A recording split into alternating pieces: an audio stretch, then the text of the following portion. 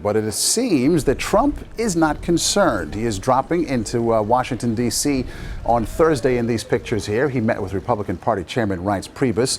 Neither Trump nor the RNC had announced the meeting ahead of time. And it came just days after Trump backed away from his pledge to support the party's eventual nominee. And as Trump tries to contain the fallout from his comments that women should be punished for getting illegal abortions. Major Garrett has more now from Washington. Donald Trump's campaign requested the meeting to discuss delegate allocations, party rules, and his less than concrete pledge to support the eventual GOP nominee if it's not him. But nothing was resolved. Trump trails in Wisconsin, and a loss there Tuesday would increase the chances the Republican convention in July would begin without a clear-cut nominee. Republican leaders remain anxious about Trump as their standard-bearer after these comments yesterday to MSNBC about what would happen if abortion was outlawed. The answer is that there has to be some form of punishment. For the woman? Yeah, there has to be some form. Trump later reversed himself and said punishment would be reserved for doctors.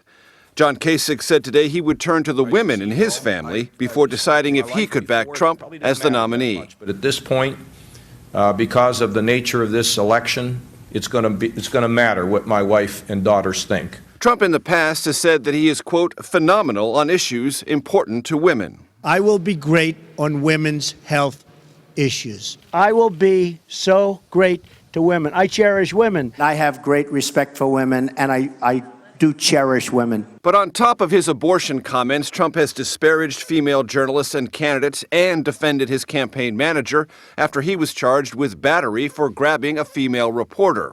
In general election matchups, Trump trails Hillary Clinton by 20 points with women, and against Bernie Sanders, the margin is 23 points. Trump is also battling history. No Republican nominee has won a majority of women voters since 1988. In 2012, Mitt Romney lost women by 11 points.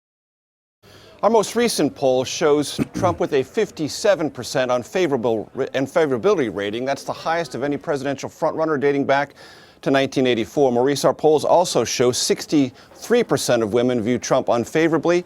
That's 22 points higher than Romney at the same stage of his campaign 4 years ago. So, Major, let's talk about this meeting with Reince Priebus. It was only yesterday that Trump said, oh, maybe I'm not going to stick with my pledge to support the party's eventual nominee. What, if anything, could we read into this? What about this timing here? Well, this all bleeds together. Trump actually said that Tuesday night, and that's one of many instances where he has either outright renounced the pledge or drawn it into question.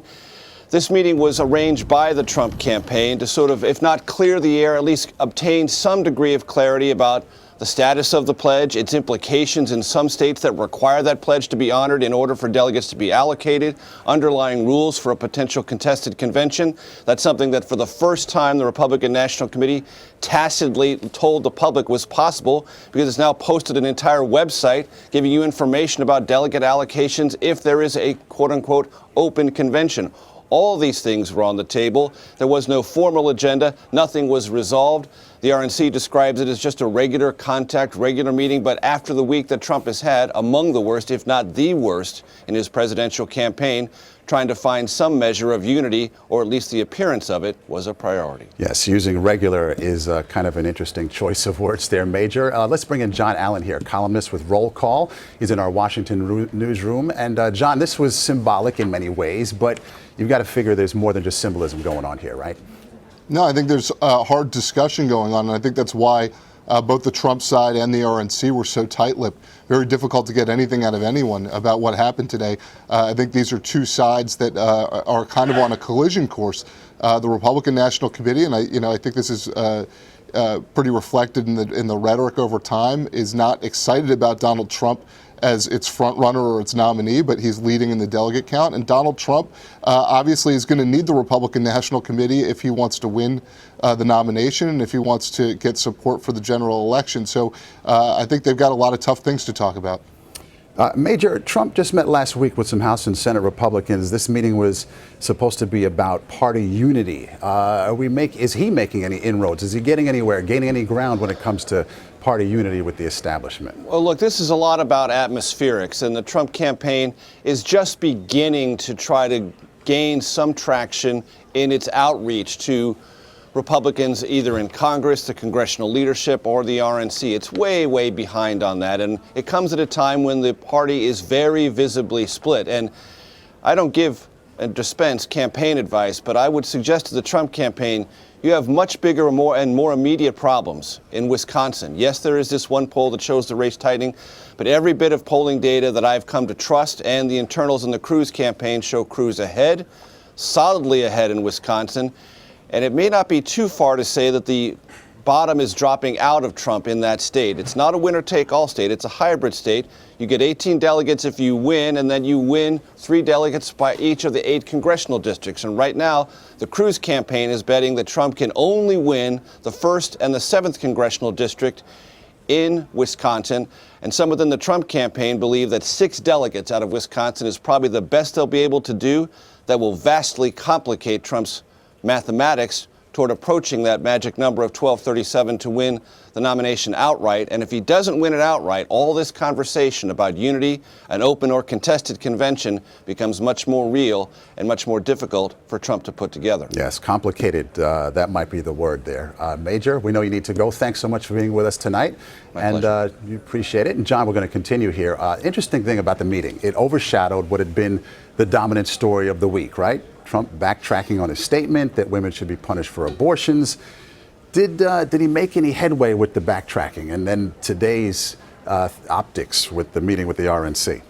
I mean, he found himself in the rare position of being criticized by both supporters of abortion rights and opponents of abortion after those comments. And I'm not sure that I don't think you can put that back in the box very easily. But the point that you make is a very good one, which is this is the news today, is that he's meeting with the RNC. And frankly, that's good for both sides. For Trump, it's good to get a little bit of the attention off of his comments earlier this week and all of the problems that he's had with targeting women. His numbers among women have dropped through the floor. It's also good for the RNC because it's not good for the Republican National Committee to have the front runner for the party's nomination having such a difficult time and having these issues targeting women. So for both of them, a headline that isn't about that is pretty good. John, what about John Kasich's line of attack that Trump is not a serious candidate, that he's flip-flopped on all these different issues? You go down the line here, nuclear weapons, torture, waterboarding, workers' visas, abortion, and on down the list here, that he's not a serious candidate. Is that an effective, promising line of attack for someone like Kasich, who's been floundering as much as he has? It hasn't been so far for other candidates who have pointed to the lack of substance in Trump's campaign and the flip-flops almost by the minute. Has not been effective yet. But for Kasich, who's largely been trying to run an optimistic campaign, he has to be careful about how he goes negative. So going negative on policy and going negative on substance is a lot better for him than trying to get into one of these fights like Marco Rubio had with Trump that was all about personality, that was all about, it got even outside the box of personality into hand size. But for Kasich, I think that's his only real way to go negative against Trump. And it's a good contrast for Kasich because he is so well known as somebody who has command of public policy. Okay, Jon Allen in our Washington newsroom, we thank you so much. So good to see you. You bet.